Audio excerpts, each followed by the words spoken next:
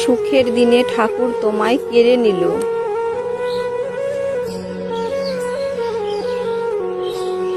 পুরো ভিডিওটা দেখার অনুরোধ রইল। নাম আলপনা।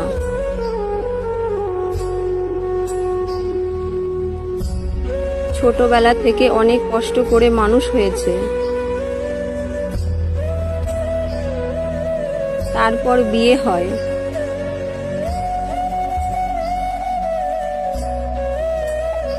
কোনো কারণবশত শ্বশুর বাড়ি থেকে মায়ের বাড়ি চলে এসেছিল। তারপর তার বড় চলে আসে আলপনার মায়ের বাড়িতে। তারপর থেকে আলপনা, ওর বর আর আলপনার মা একসাথে থাকতে শুরু করলো। অনেকে আলপনা আর ওর মাকে শাশুড়ি বৌমা ভাবতো, আসলে ওরা মা মেয়ে। ওনাদের এত মানুষ চেনার একটাই কারণ,